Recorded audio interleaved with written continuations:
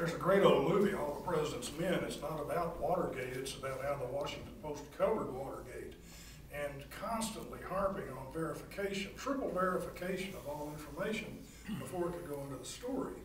I'm not so sure that's the commonplace, everyday standard anymore. These next two questions go to that. They're both to the UT. Rumor has it you don't have copy editors anymore.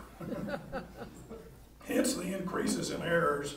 And didn't the revamped UT reduce the number of copy editors who are supposed to be a frontline defense for accuracy? Was this just a financial necessity? Yeah, the simple answer to both of those is yeah. We did reduce the number of copy editors and even sort of renamed that role or repositioned it a little bit, and it is a financial necessity. And really what it comes down to is this. Our overall mission is improve lives and build a stronger community with credible, good information, right? And the challenge we have is, you know, if you had 10 people given to you to do that task in a community, you'd want more than 3 of them actually going out and finding something out.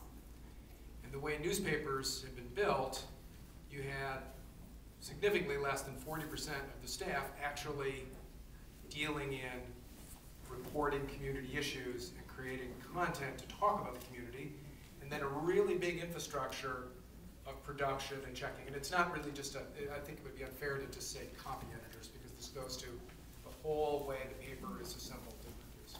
So we have reduced significantly the number of copy editors. I would say we have seen also an increase in the kinds of typographical or production errors that would come along with that. And it's part of the learning curve, right? We need professional writers who know how to write, and professional editors who know how to edit along the line, so that we don't have to have so many layers of people checking.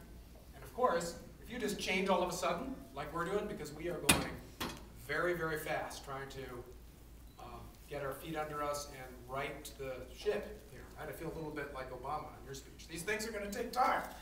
Of course, you're going to see a spike in errors, and you know that needs to be fixed. We need to hold people accountable so that they use the spell check in Microsoft Word, and misspelled words aren't coming through, or ungrammatical things. These are things that shouldn't be happening in, you know, even the letters people write. But unfortunately, we have them in the paper, and I feel a little bit like Andrew. If you looked excruciatingly closely, you'd probably find more cosmetic flaws, I would say, than you would want to see.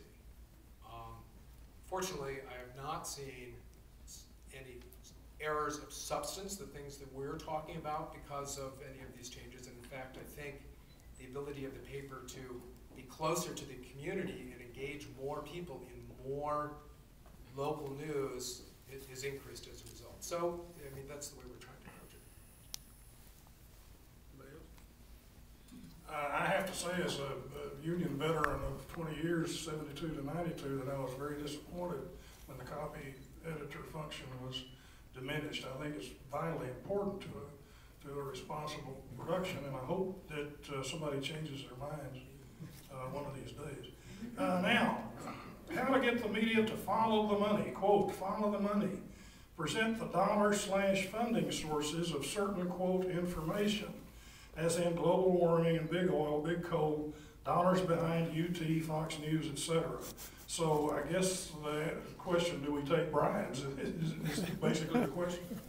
Politics. Well, following the money, I think, is a very important thing that all the media need to do, and I think Andrew would be a good one to talk about this as well. And we are in that business. We are not well equipped to answer questions about big oil or these big global, you know, national issues of how money is playing on the mega corporation scale, because we're a local newspaper. You know, but locally we want to do that. Now, in terms of where is the money flow, you know, who's behind Platinum Equity, who owns the Union-Tribune, and what their agenda might be, I actually think in this case we're probably in pretty good hands, because all those guys care about is us returning the return on the bottom line. They've got, you know, no political or media agenda that you might be able to infer or accuse other big media holdings of. Although I mean, I guess there are conflicts of interest, you know, as the media gets. Who's NBC on the general election? Yeah. So, I mean, we don't have problems like that, but I'm sure if you look closely enough, you could figure out probably are some potential conflicts within their portfolio somewhere they own, you know, 80 different things in all sorts of different industries, but nothing that Why really not report on it? Why not write a story about it? But that'd be good. Who is Platinum and what do they own? Where's the money? Yeah. I think that's not a bad idea. We could do that. Got to be Jewish, you know, don't get it. I just say briefly, like I said, we're owned by McGraw-Hill Broadcasting, that's old line, First Amendment guys, we're very lucky.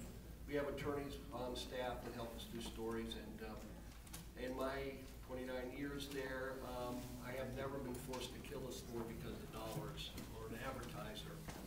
And we have lost money because advertisers have been angry at us for stories we've done. Lots of money. Yeah, I'll sort of concur with Jeff that, you know, we're sort of we're the local people here, so talking about the money behind climate change and all that stuff is a little bit out of our pay range. But just from a personal perspective, we're a nonprofit, right? And so I think a lot of times when people see that, they think that's going to be more somehow more holy than a news organization that's owned by a corporation. I would love to believe that, but the fact of the matter is there's money behind the media everywhere you look, and we have to be just as diligent about putting up the proper walls. You know, we'll have people say, "Well, I'm not like the car dealership at the old newspaper. I'm not looking to make any money out of this." There's still agendas, right? There's still people with political ideas and ideologies that we have to try to guard ourselves against as well.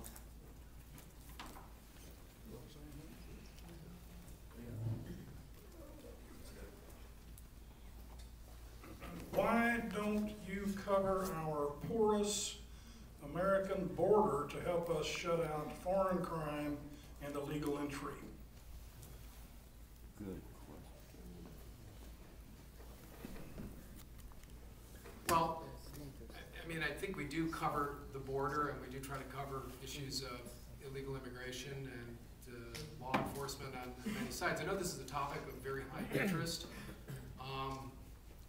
I get a lot of input from people of many political stripes and what they think would be fair or equitable or the right approach in covering that topic.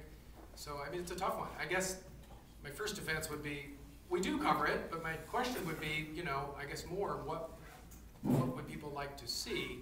So that's something I'd like to hear from you guys, and I'll give you my email at the end here. Could I just say, I mean, I worked there. It is somewhat our fault. We just don't get it. I can remember real quickly where, Okay. just a minute, we were friends with the director. But I just want to tell him what. This is not our group. This You is know, the Catfish Club, and it has its rules, and we have to follow them. I'm sorry. Talk to Reverend Stevens. It's America. Reverend, where are you? There's also parliamentary procedure in America, and without it, we'd be up a creek. Does allowing reader comment on online stories provide forums for opinions that affects objectivity? I'm not sure I understand the question. Do you guys? I'm going to pass this one to Andrew because this is more in his world. But allowing comments, I think, is a very important and good thing. The way we do it at the Union-Tribune is not something that I'm in favor of, and so we're in the process of changing it. I think the anonymous comment